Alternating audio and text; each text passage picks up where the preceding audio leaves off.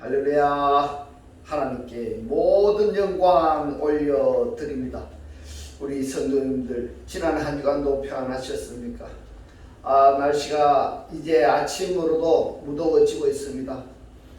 이럴 때일수록 여러분 건강에 유의하시고 오늘도 우리 하나님께서 주시는 이 생명의 말씀으로 인하여 이 말씀을 듣고 보고 깨달아서 말씀의 실초로 살아서 매일매일의 삶이 천국의 삶들이 다 되시기를 주님의 이름으로 축원합니다. 축원합니다. 오늘 하나님께서 우리에게 주신 말씀은 창세기 1장 26절과 28절의 말씀입니다. 하나님이 가라사대 우리의 형상을 따라 우리의 모양대로 우리가 사람을 만들고 그로 바다의 고기와 공중의 새와 육축과 온 땅과 땅에 기는 모든 것을 다스리게 하자 하시고 하나님이 그들에게 복을 주시며 그들에게 이르시되 생육하고 번성하여 땅에 충만하라. 땅을 정복하라. 바다의 고기와 공중의 새와 땅에 움직이는 모든 생물을 다스리라 하시니라. 아멘. 네, 오늘도 지난주에 이어서 하나님이 보시기에 좋았더라 라는 제목으로 그 64번째 시간을 저와 여러분이 함께 은혜 나누기를 원합니다. 네, 오늘도 창세기 1장 26절과 28절의 말씀을 중심으로 육축과 생물의 공통점과 다른 점에 대해서 살펴보는데요. 계시록 13장 1절로 10절 말씀을 보면은 짐승과 네 생물의 관계성에 대해서 말씀을 하고 있습니다. 창세기 1장 26절에서 만든 사람들에게 다스리라고 이렇게 말씀을 하셨는데 여기에 보면은 다스리게 하자 하시고 여기에 번역이 된 다스리게 하자 이 번역이 된 라다 동사가 우리가 사전의 뜻을 찾아보니까 짓밟다, 정복하다, 지배권을 가지다, 통치하다 이렇게 번역할 수 있는 단어가 라다 동사입니다. 다스림의 대상이 뭐냐 하면은 바다의 고기 그리고 하늘의 새 그리고 육축 모든 땅 그리고 땅 위에 기는 모든 것입니다. 근데 1장 28절에서는 보면 창조한 사람들에게는 역시 다스리라고 이렇게 말씀을 하십니다. 이 다스리라고 말씀하신 대상이 바다의 고기, 하늘의 새, 그리고 땅에 움직이는 모든 생물들인데 창세기 1장 26절과 28절의 이 차이점이 뭐냐 하면은 만든 사람에게는 육축과 그리고 온 땅이 포함이 되어 있습니다. 그러나 1장 28절에는 육축과 온 땅이 다스림의 대상에서 빠져 있습니다. 왜 그런가 하는 것을 계시록 13장을 중심으로 해서 살펴보도록 하겠습니다. 계시록 13장 1절에 보시면은 바다에서 한 짐승이 나오는데 이렇게 되어 있습니다. 그리고 계시록 13장 11절에 보면은 다른 짐승이 땅에서 올라오니 이렇게 되어 있는데 다른 건 뭔가 하면 다 같은데 바다에서 올라오는 짐승과 땅에서 올라오는 짐승의 차이점입니다. 예. 그러면은 이 바다에서 올라오는 짐승의 실체가 무엇인가 또 계시록 13장 11절에 땅에서 올라오는 짐승의 실체는 무엇인가 하는 것을 우리가 살펴봐야 되는데요. 바다에서 올라오는 짐승 이것은 창세기 1장에서 5째 날에 하나님이 창조하신 또는 만드신 존재들이고 그리고 계시록 13장 11절에 땅에서 올라오는 짐승은 6째 날에 하나님께서 만드신 이 존재들입니다. 바다에서 올라오는 짐승 그리고 땅에서 올라오는 짐승들을 5째 날과 6째 날의 존재들로 계시록 13장에서는 구분해서 지금 말씀을 하고 있습니다. 예. 그리고 창세기 1장 26절과 28절에서 다스림의 대상은 여기에 만들어진 사람하고 다음에 창조의 대상하고의 온 땅과 육축이 있느냐 없느냐의 이 차이점인데 계시록 13장 1절의 말씀과 계시록 13장의 11절의 말씀의 이 두 존재의 실체에 대해서 우리가 확인을 한다면은 다스리라고 말씀하신 그 대상들을 다스렸을 때 하고 다스리지 못했을 때에 어떠한 결과가 나타나는가 하는 것을 계시록에서 지금 말씀하고 있습니다. 이 말씀을 결론적으로 말씀을 드리자면은 다스림의 대상들을 다스리지 못했을 때는 오히려 다스림의 대상들에게 만들어진 이 사람들이 다스림을 받게 된다 하는 것이 계시록의 결과인 것입니다. 그러면은 이 다스림의 대상들을 다스리지 못하고 역으로 다스림을 받게 될 때에는 이 바다에서 올라오는 짐승이나 땅에서 올라오는 이 짐승이 멸망당하게 될 때에 자연스럽게 함께 멸망을 당한다는 것이 계시록의 끝으로 나타납니다. 자, 그러면은 육축과 짐승의 차이점, 이것을 계시록에서는 어떻게 말씀을 하고 있는가? 먼저 종합적으로 말씀을 드리자면은 요한계시록에 보시면은 보좌에 있는 네 생물들이 있습니다. 이 생물들로 번역이 된 단어가 헬라어로 조온인데 이 부분을 히브리어로 뭐라고 번역이 되었는가 하고 확인을 보았더니 하이입니다. 하이. 창세기에서는 이 하이 앞에 네펫이 단어와 함께 사용해서 네펫이 하야 이렇게 되는데 계시록에서는 살아있는 모든 동물들이나 그리고 짐승이나 그리고 육축을 총괄해서 이 하이로 표현했다는 것을 여러분 꼭 기억하시기 바랍니다. 예. 자, 보좌에 있는 네 생물과 바다에서 올라오는 짐승, 이 짐승이 하야인데 여기에 있는 이 하야나 앞에 네 생물의 하이나 어글이 똑같습니다. 그러면은 네 생물이나 그 다음에 바다에서 올라오는 짐승이나 똑같이 살아있는 존재를 대조시키면서 이 육축과 그리고 바다에서 올라오는 짐승 그리고 만들어진 사람의 네펫이 하야를 대조해서 지금 말씀을 하고 있습니다. 물론 계시록에서 말씀하시는 보좌에 있는 네 생물이나 육축은 이 생물이 육축은 아닙니다. 육축은 아니지만은 육축을 표현할 때에 하야라는 단어를 그리고 히브리서 13장 11절에서 똑같이 사용하고 있기 때문에 여기에 네 생물하고 짐승을 하이로 표현했다는 것을 염두에 두시고, 자 이제 말씀을 좀 보겠습니다. 히브리서 13장 10절로 12절의 말씀을 보겠습니다. 우리에게 제단이 있는데 그 위에 있는 제물은 이렇습니다. 제단 위에 있는 이 제물이 뭐냐면 하나님께 드려지는 성물이 되는 것입니다. 성물이 되는 것인데 이 제물은 장막에서 섬기는 자들이 이랬습니다. 이 섬기는 자들이 누군가 하면은 제사장들입니다. 제사장들이 이 제단에서 먹을 권이 없나니 이는 죄를 위한 짐승이에 이랬는데 이 짐승이라고 번역이 된 단어가 헬라어로 조온입니다. 조온. 짐승의 피는 대제사장이 가지고 성소에 들어가고 그 육체는 이랬는데 이 육체가 헬라어로 보면은 타 소마타로 기록이 되어 있습니다. 히브리어로는 뭐라고 번역이 되었는가 하고 봤더니 게비아로 되어 있습니다. 게비아. 이 게비아의 사전의 뜻이 뭔가 하니까 죽은 몸이에요. 죽은 시체입니다. 그러니까 시체를 지칭하는 단어가 게비아입니다. 그 육체는 영문 밖에서 불사름이라 그러므로 예수 자기 피로서 백성을 거룩해 하려고 성문 밖에서 고난을 당하셨느니라. 왜 예수께서 예루살렘 성 안에서 고난을 당하시지 않았느냐? 그리고 구약 성경에서 하나님께 제물로 드려지는 이 짐승들은 왜 성문 안에서 잡지 아니하고, 이것은 이 말씀을 우리가 잘 알아야 됩니다.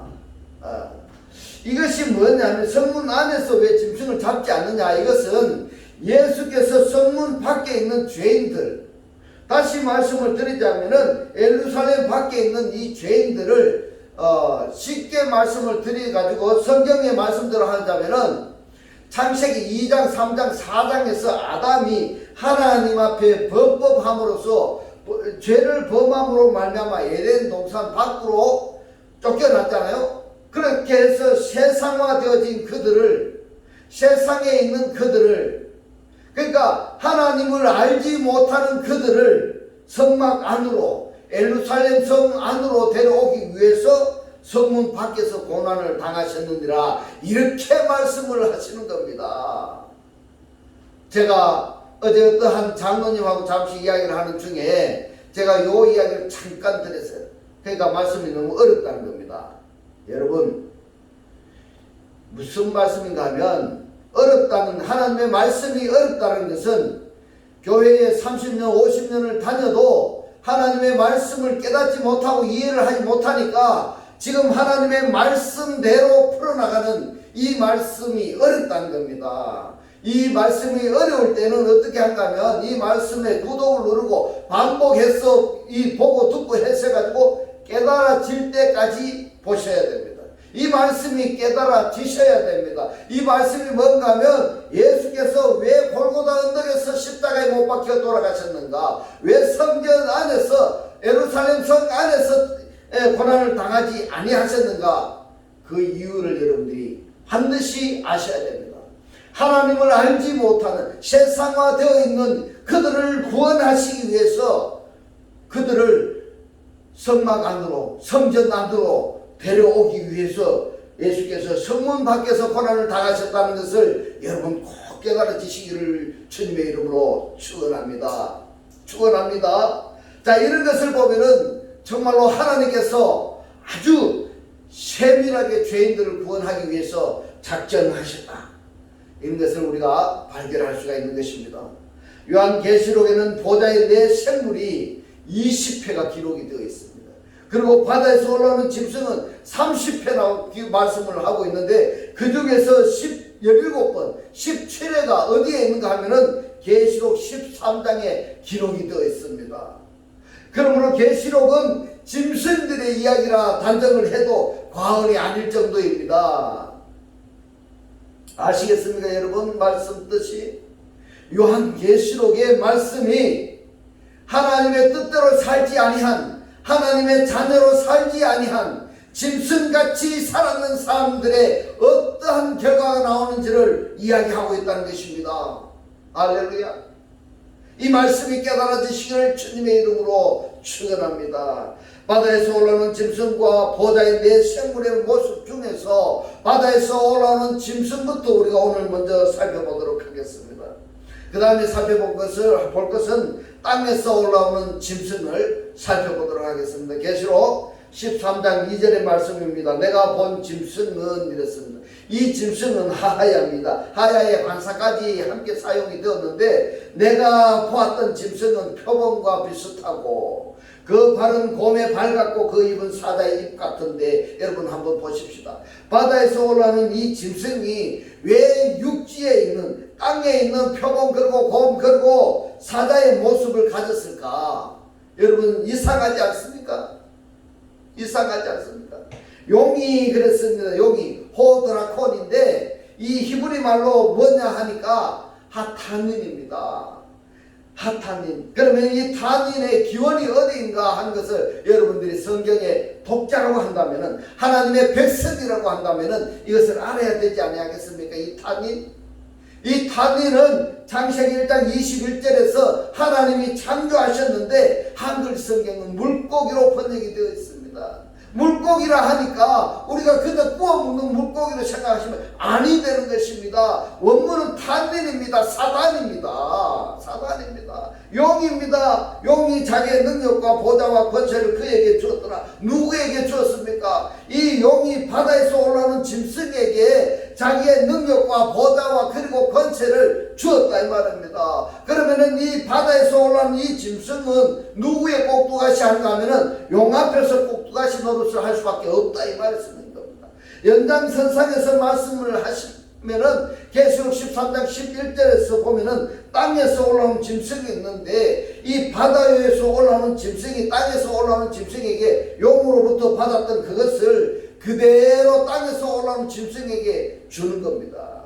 그러면은 땅에서 올라오는 이 짐승은 바다에서 올라오는 짐승 앞에서 꼭두가시 노릇을 해야 되는 겁니다. 바다에서 올라오는 짐승은 용 앞에서 꼭두가시 노릇을 해야 되지 않겠습니까? 여러분 이것을 구체적으로 내가 말씀을 드리면은 용의 지배를 받는 자가 누구냐? 바다에서 올라오는 짐승이다 이 말입니다. 사단의 지배를 받는 자가 바다에서 올라오는 짐승이고, 바다에서 올라오는 짐승의 지배를 받는 자가 누구냐? 땅에서 올라오는 짐승이다 이 말입니다. 이 땅에서 올라오는 짐승이 누구냐? 바로 거짓 선지자들입니다. 거짓 선지자가 누구냐? 이 거짓 선지자는 하나님의 말씀을, 하나님의 뜻대로 말씀을 증거하지 않고 자기의 생각, 자기 인간의 생각대로 말씀을 증거하는 자가 거짓 선지자다 이 말인 겁니다. 여러분, 이제 중요한 것은 바다에서 올라오는 짐승이 땅에서 올라오는 짐승의 모습을 갖추고 있다 이 말입니다. 이 모습들이 하나같이 호전적인 모습들입니다. 표범은 아주 사나운 육식동물의 대표자입니다. 또 곰을 보면은 이 곰의 발은 공격적인 무기로서 당해낼 자가 없는 겁니다. 이 곰의, 그것이 곰의 발입니다. 그 다음에 사자의 입을 보면은 이 소리에 우렁찬 못지않게 맹수 중에 맹수로 알려진 이 사자입니다. 자, 이처럼 바다에서 올라오는 이 짐승이 땅에서 올라오는 표범이나 곰이나 사자의 모습을 가지고 있고 온갖 호전적인 모습을 갖추고 있다는 것은 땅에 있는 존재들을 제압하기 위한 모든 것을 다 갖추었다, 이렇게 말씀드릴 수가 있겠습니다. 이 짐승들은 창세기 1장에서 6째 날에 지음을 받은 땅의 짐승들이고, 또 용은 5째 날에 창조함을 받은 짐승입니다. 그런데 땅 위에 사는 맹수들의 모습을 바다에서 올라오는 이 짐승이 가지고 있는 겁니다. 창세기 1장에서 5째 날에 창조함을 받은 이 용이 바다에서 올라오는 짐승에게 자기의 능력과 보답을 주기 때문에, 그래서 창세기 1장의 5째 날과 6째 날에 말씀하시는 다스리라는 주체와 다스리라는 대상이 제대로 하나님의 말씀대로 다스렸을 때에는 구원을 받을 수가 있는 겁니다. 그래서 말씀을 알아야 되는 것이 중요한 겁니다. 말씀을 알아야 그들을 다스릴 수가 있는 것입니다. 그래야 내가 구원을 받을 수가 있는 것인데, 그들을 다스리지 못했을 때는 역으로 다스림을 받게 되고, 다스림을 받은 최종적인 결과는 뭔가 하면 다스림의 대상들이 멸망을 당하게 되면 함께 멸망을 당한다는 것이 성경의 끝이 맺어지는 겁니다. 그러면은 이 네 생물에 대해서 우리가 지금 살펴보도록 하겠습니다. 계시록 4장 7절의 말씀입니다. 그 첫째 생물은 사자 같고, 그 둘째 생물은 송아지 같고, 그 셋째 생물은 얼굴이 사람 같고, 그 넷째 생물은 날아가는 독수리 같은데 이랬습니다. 이게 누군가 하면은 네 생물 중에 첫째 생물의 모습인 겁니다. 창조함을 받은 이 네 생물은 창세기 1장에서 6째 날에 지음을 받은 땅의 짐승과 육축과 사람과 공중의 새를 대표하는 존재들입니다. 그런데 이 네 생물은 바다에서 올라오는 생물처럼 호전적이거나 도전적이지가 않습니다. 계시록 4장 6절로 8절의 말씀을 살펴보면은, 보좌 앞에 수동과 같은 유리 바다가 있고, 보좌 가운데와 보좌 주위에 네 생물이 있는데 앞뒤에 눈이 가득하더라. 그 첫째 생물은 사자 같고, 그 둘째 생물은 송아지 같고, 그 셋째 생물은 얼굴이 사람 같고, 그 넷째 생물은 날아가는 독수리 같은데, 네 생물이 각각 6날개가 있고 그 안과 주위에 눈이 가득하더라. 여러분, 그 안과 주위에 눈이 가득하더라. 이 눈은 어떤 눈일까요? 그들이 밤낮 쉬지 않고 이르기를 거룩하다 거룩하다 거룩하다. 주 하나님 곧 전능하신 이여, 전에도 계셨고 이제도 계시고 장차 오실 자라 하고, 이렇게 말씀을 하고 있습니다. 이 말씀은 내 생물, 하하야 살아있는 존재들입니다. 그러나 호전적이지가 않습니다. 바다에서 올라오는 짐승은 그렇지가 않습니다. 계시록 13장 1절의 말씀을 봅니다. 내가 보니 바다에서 한 짐승이 나오는데 뿔이 10이요 머리가 7이라. 그 뿔에는 10면류관이 있고 그 머리들에는 참남한 이름들이 있더라. 이 존재가 어떤 사건들을 일으키고 있습니다.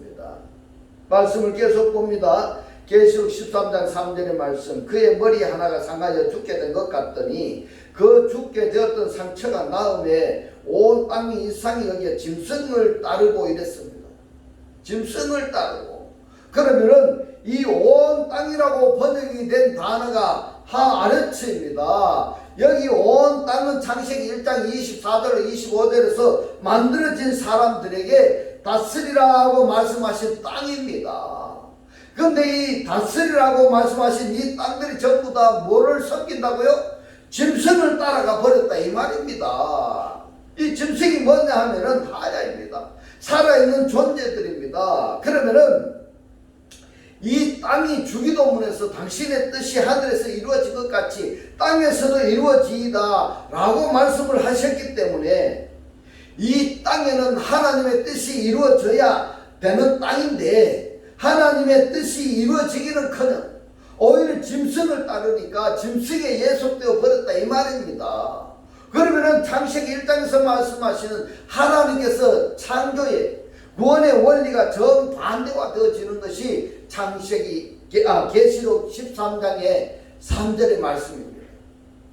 창세기 3장 15절의 말씀을 봅니다. 내가 너로 여자와 원수가 되게 하고 이랬습니다. 내가라는 것이 누구냐면 하나님이십니다. 너로라는 것은 뱀입니다. 내가 너로 하나님께서 뱀에게 말씀하고 있습니다. 너로 여자와 원수가 되게 하고 여기에 너라고 하신 이 뱀이 단어는 다릅니다만은 성경의 내용으로 보면은 짐승에 속한다 이 말씀입니다. 할렐루야. 이 말씀이 깨달아지시기를 주님의 이름으로 축원합니다. 축원합니다. 여자의 원수가 되게 하고 너의 후손도 여자의 후손과 원수가 되게 하리니 여자의 후손은 너의 머리를 상하게 할 것이고 너는 그의 발꿈치를 상하게 할 것이니라. 어떻습니까 여러분? 성경을 우리 긴장해서 읽어야 됩니다. 절대로 인간의 생각, 인간의 이성으로 성경을 읽게 되면은 창세기 1장에서 말씀하시는 구원은 상상해 볼 수도 없는 것이다 이렇게 말씀을 드릴 수가 있습니다. 자, 이 머리는요, 7 중에 하나, 이 하나가 상처를 입었을 뿐입니다. 이 상처가 낫게 되니까 이것은 또 의역해서 표현하자면은 기적을 체험하는 자 또는 기적을 행하는 자가 등장하게 되니까 온 땅이라고 한다면은 땅에 있는 모든 백성들을 이야기하는 겁니다. 땅에 있는 모든 백성들, 땅에 있는 모든 백성들이 이상히 여기가 짐승, 그러니까 죽었다가 살아나는 기적을 행하는 이 짐승을 따르기 시작한다 이 말인 겁니다. 왜 이 땅에 있는 이 하나님의 백성이 되어야 될 사람들이 짐승들이 죽었다가 살아나는 기적을 한다고 해가지고 그 짐승을 따르느냐 이 말씀인 겁니다. 요즘에 어떻습니까? 요즘에도 보면은 어떤 은사를 행한다, 기적을 나타낸다 그러면은 그 기적을 체험하려고 많은 사람들이 몰려가고 있습니까? 그렇지 아니하고 있습니까? 계시록 13장 4절 5절의 말씀을 봅니다. 용이 뭡니까? 하타닌입니다. 사단입니다. 짐승에게 하야에게 권세를 주므로 용에게 경배하면 누가 용에게 경배했습니까? 바다에서 올라오는 짐승입니다. 바다에서 올라오는 이 짐승이 용에게 경배하며 짐승에게 경배하여 이르되 누가 이 짐승과 같으뇨 누가 능히 이로 더불어 싸우리요 하더라. 또 짐승이 큰 말과 참담한 말하는 입을 받고 그랬는데 원문은 그렇지 않습니다. 나중에 기회가 되면은 제가 다시 한번 살펴보도록 하겠습니다. 또 42달 일할 권세를 받느니라 이랬습니다. 이렇게 된 것이 어디에서 시작이 되느냐 하면은 바로 창세기 1장 26절의 말씀과 27절의 말씀이 무엇이 어떻게 다른가를 이해를 했다 한다면은 왜 이러한 결과가 나왔는가 하는 것을 알 수가 있습니다. 이거를 우리가 깨달아야 되니까 다시 조금 이렇게 살펴보도록 하겠습니다. 창세기 1장 26절에서는 만들어진 사람입니다. 그리고 27절은 창조되어진 사람입니다. 26절에 이 만들어진 사람들이 창세기 2장, 3장, 4장으로 연결이 되고 창세기 1장 27절에서 창조되어진 사람이 창세기 5장에서 등장을 합니다. 그런데 창세기 6장에 만들어진 사람들하고 창조되어진 사람들이 혼합체가 되어버리니까 노아의 홍수 심판으로 초래하게 되는 겁니다. 창세기 1장 26절과 27절 사이에서 이 42달 일할 권세가 주어지게 되는데 더 길지도 않다 이 말입니다. 창세기 1장 27절로 28절의 말씀을 봅니다. 하나님이 자기 형상 곧 하나님의 형상대로 그랬는데 베텔렘 엘로힘이니까 하나님의 영 안에서 이렇게 됩니다. 하나님의 영 안에서 사람을 창조하시되 그를 오토를 남자와 여자를 자칼과 네케바로 창조하시고 그들을 창조하시고 이랬는데 오탐을 창조하시고 오탐 누굽니까? 영적인 사람입니다. 하나님의 아들이 된 사람을 창조하시고 하나님이 그들에게 복을 주시며 그들에게 이르시되 생육하고 번성하여 땅에 충만하라 땅을 정복하라 바다의 고기와 공중의 새와 땅에 움직이는 모든 생물을 다스리라 하시니라. 이것이 창조된 사람에게 오복하고 다스림의 대상까지 말씀하신 내용입니다. 이 다스림의 대상이 바다의 고기, 공중의 새, 땅에 움직이는 모든 생물입니다. 26절을 다시 한번 보겠습니다. 창세기 1장 26절 말씀. 하나님이 가라사대 우리의 형상을 따라 우리의 모양대로 이랬는데 1장 27절과 다른 점이 뭔가 하면 26절에서는 데모트와 첼렘이 있습니다. 그런데 27절에서는 첼렘만 있습니다. 영만 있단 말입니다. 데모트와 첼렘으로 우리가 사람을 만들고 이랬는데 이 만들고가 창조가 아니다 이 말입니다. 그로 바다의 고기와 공중의 새와 육축과 온 땅과 땅에 기는 모든 것을 다스리게 하자 하시고 이 온 땅이 짐승을 따르고 있습니다. 짐승을 따르고 있습니다. 계시록 13장에서 짐승을 따른다. 온 땅이 짐승을 따른다.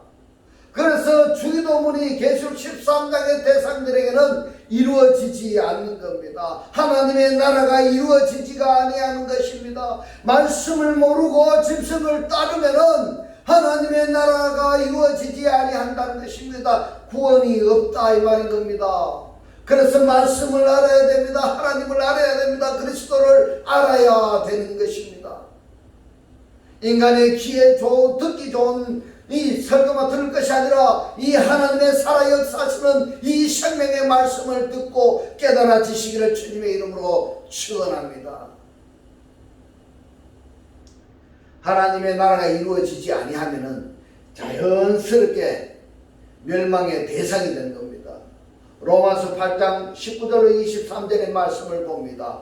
피조물에 고대하는 바는 하나님의 아들들에 나타나는 것이니 이랬습니다. 여기에 아들들은 창세기 1장 27절에 오탐들이 되는 겁니다. 하나님의 택한 아들입니다. 하나님의 아들이 된 자들입니다. 영적인 사람들입니다. 그런데 앞에 피조물들은 1장 26절에서 만들어진 사람들입니다. 이 만들어진 사람들이 고대하는 바가 뭐냐면은 바로 창세기 1장 27절에 하나님의 아들들이 오탐들이 나타나는 것입니다. 말씀을 듣고 보고 깨달아서 하나님의 자녀의 삶이 된 하나님의 아들이 된 사람들을 만들어진 사람들은 기다리고 있다 이 말입니다. 그래서 하나님의 말씀을 내가 보고 듣고 깨달았어. 그들에게 기다리고 있는 그들에게 복음의 말씀이 전거되어져야 되는 겁니다. 그들을 구원할 수가 있어야 되는 것입니다. 할렐루야.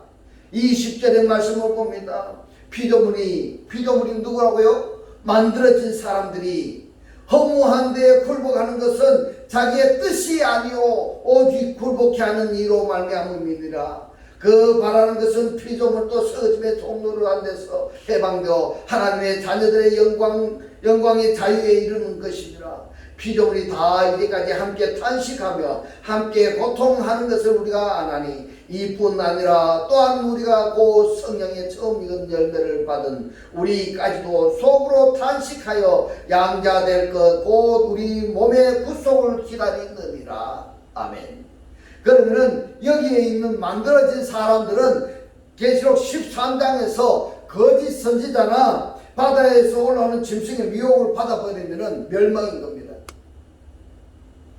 이 말을 더 쉽게 말씀을 드리면은 하나님의 말씀을 엉뚱한 쪽으로 흘러가 버렸다. 하나님의 말씀을 하나님의 뜻대로 증거되지 아니해서 어떤 짐승이나 이렇게 되면은 뭐가 될까요? 하나님의 말씀을 모르니까 거짓 선지자나 짐승의 미혹을 받아버리면은 어떻게 된가 하면 멸망이 된다 이 말입니다. 미혹을 내가 말씀을 듣고 보고 깨달아서 여기에 미혹이 받지 않은 상태라고 한다면은 하나님의 아들들이 나타났을 때에 그 하나님의 아들들의 자유에 속하게 된다 이 말씀인 것입니다. 그래서 누구를 만나느냐, 누구가 증거하는 말을 내가 듣고 보고 깨달아야 되느냐 굉장히 중요합니다. 중요합니다. 왜냐하면 내가 살고 죽는 것은 이 하나님의 말씀에 달려있다 이 말인 겁니다. 본문에서 말씀하신 대로 창세기 1장 26절에서 만들어진 사람들이 온 땅을 다스리게 되었습니다. 왜 온 땅을 다스리는가? 거짓 선지자 바다에서 올라오는 짐승이 용에 속하여서 꼭두가에서 노릇 하니까 뭘 합니까? 육신의 정욕, 안목의 정욕, 이 세상의 자랑으로 부귀 영화를 누리는데 그것이 영원히 지속될 것 같지만은 그것은 42달 뿐이다 이 말입니다. 그런데 이상한 것은 1장 26절의 다스림의 대상에 땅의 짐승이 빠졌습니다. 다시 말해서 1장 24절과 25절에서는 분명히 땅의 짐승을 그 종류대로 이렇게 기록이 되어 있는데 26절에서는 땅의 짐승만이 빠져가 있습니다. 다시 한번 자세히 살펴보도록 하겠습니다. 창세기 1장 24절 25절의 말씀을 봅니다. 하나님이 가르치되 땅은 생물을 그 종류대로 내둬야 이랬습니다. 생물이 뭐냐면 네페시 아야입니다. 육축과 기는 것과 땅의 짐승을 여기 분명히 땅의 짐승을 이야기하고 있습니다. 땅의 짐승을 종류대로 내라 하시고 그대로 되라. 하나님이 땅의 짐승을 그 종류대로 육축을 그 종류대로 땅에 기는 모든 것을 그 종류대로 만드시니 하나님의 보시기에 좋았더라. 이렇게 말씀을 하고 있습니다. 그래서 창세기 1장 24절 25절은 분명히 땅의 짐승이 존재합니다. 그런데 1장 26절에서는 땅의 짐승을 찾아볼 수가 없습니다. 그 이유가 뭐냐? 이 땅의 짐승, 즉 사자나 곰이나 표범은 다스림의 도구이기 때문에 그렇습니다. 다스림의 대상이 아니라는 것입니다. 그 대신에 온 땅이 누구냐? 다스림의 대상입니다. 그래서 온 땅이 모든 땅입니다. 에레츠입니다. 중요합니다. 창세기 1장 26절과 28절에서 다스리다 라고 말씀을 하셨는데 이 다스림의 주체와 대상을 꼭 여러분들이 확인해 보시기 바랍니다. 다스림의 주체가 다스림의 대상을 다스리지 못할 때에는 계시록에서 역으로 다스림을 받게 되고 다스림을 받게 되면 그 다스림의 대상들이 멸망을 하게 될 때 함께 멸망한다. 이런 계시록의 결과가 되는 것입니다. 그래서 중요합니다. 이제부터는 하나님의 이 살아 역사하시는 이 생명의 말씀을 보고 듣고 깨달았어. 지키고 행하여서 매일매일의 삶이 천국의 삶들이 다 되시기를 주님의 이름으로 축원합니다. 축원합니다. 기도드리겠습니다. 할렐루야. 하늘들 안에 계신 우리 이 아버지요, 오늘 주님 주신 말씀 만들어진 사람들은 거짓 선지자나 바다에서 올라오는 짐승의 미혹을 받아버리면은 멸망이지만은 하나님의 말씀을 내가 보고 듣고 깨달았어. 미혹을 받지 않은 상태라 한다면은 하나님의 아들들이 나타났을 때에 그 하나님의 아들들의 자유에 속하게 된다고 오늘 우리들에게 깨닫게 하신 주님 고맙고 감사합니다. 주님께서 깨닫게 하신 이 말씀대로 그리스도와 한 몸이 되고 한 떡이 되고 한 영이 되게 하셔서 말씀에 실제로 사라지게 하옵소서. 감사드리며 우리를 구원하신 주 예수 그리스도 이름으로 기도드리옵나이다. 아멘. 네 시간 축도 드리겠습니다.